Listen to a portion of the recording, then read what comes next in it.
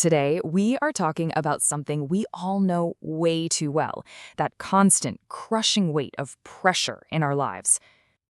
You know that feeling, right, where you're just pulled in a million different directions, you feel emotionally fragile, or you're just plain worn out? If any of that sounds familiar, well, you are definitely in the right place. So let's dive right in. We're going to break down a really insightful framework from Pastor Hernandez Dias Lopes that helps make sense of all this pressure. It zeroes in on 5 key tensions that, honestly, most of us are dealing with, no matter what we do. Here's the game plan. We're going to tackle the competition trap, why self-care is non-negotiable, the myth of being indispensable, the constant battle between what's urgent and what's important, and finally, how to hold on to your values when everything seems to be shifting. First up, let's talk about a mindset that can absolutely poison our work and our relationships. It's that subtle but really powerful drive to compete instead of cooperating. Just look at the difference here. On one side, you've got that competition mindset, right? It's all about measuring up, fighting for your spot, and, if we're honest, feeling that little sting when someone else does well. But the cooperation mindset, it flips the entire script.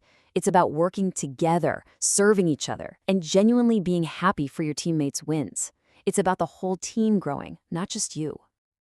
And this quote from the Apostle Paul just nails it. It's this perfect reminder that we're all just playing a part in something much bigger.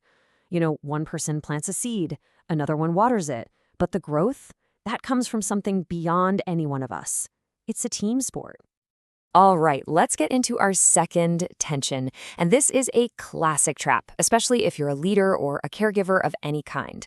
It's that instinct to take care of literally everyone else while completely forgetting about yourself. Now, the most important thing to notice here is the order of the words. It doesn't just say, hey, care for the flock. The instruction is to pay attention to yourselves and to the flock. It makes it so clear that taking care of yourself isn't selfish. It's actually step 1. You simply cannot lead or parent or pastor effectively if you're running on fumes. So what does this self-care actually look like? Well, this framework breaks it down into 4 key areas. It's about taking care of your mind, your physical body, your emotional health, and, of course, your personal integrity. When these pillars are solid, you're in a much better position to handle everything else life throws at you. Okay, this next one, it's a really dangerous form of pride.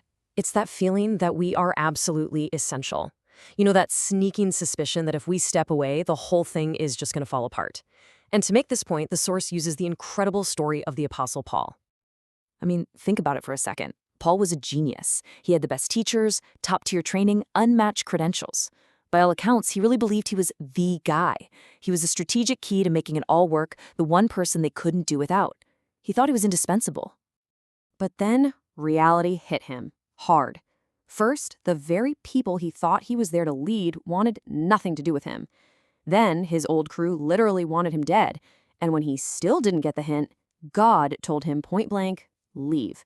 But here's the real kicker. The moment he was gone, the church that he thought couldn't possibly survive without him, it started to thrive. And you want to know how long he was on the sidelines for? About 10 years.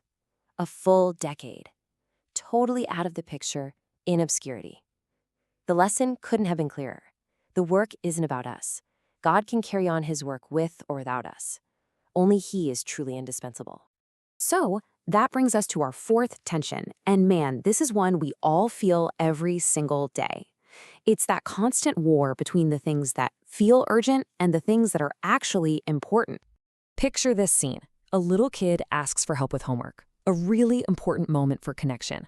But the parent, caught up in a phone call that feels urgent, just says, I don't have time. And 5 minutes later, they're still on the phone, chatting away. What message is that child receiving about how important they are? It's heartbreaking. And that right there is the core of the problem. We sacrifice what's important at the altar of what's urgent. See, our biggest priorities, our family, our faith, our deep work, they're usually quiet. But the urgent stuff? It's loud, it buzzes, it pings, it screams for our attention right now. Figuring out how to tell the difference is absolutely critical for a healthy life. And finally, we get to our 5th and honestly, maybe the most challenging tension we face today. How do you live by absolute, non-negotiable values when society keeps telling you everything is relative? So you've got these 2 totally different paths in front of you. On the one hand, the world is inviting you to just conform, to make a few concessions, to adopt that anything goes attitude so you don't offend anyone. But the other path, the countercultural one, calls you to be transformed, to hold firm to your principles and to speak truth, even when it's not the popular thing to do. The central idea here is powerful. It's not about bending timeless principles to fit in with the latest cultural trends. No, it's about looking at the culture through the lens of a fixed standard. It's a call to build your life on solid rock instead on shifting sand. So, what's the bottom line? Dealing with all these pressures isn't about some magic fix. It's about making real, deliberate choices to shift how you see things.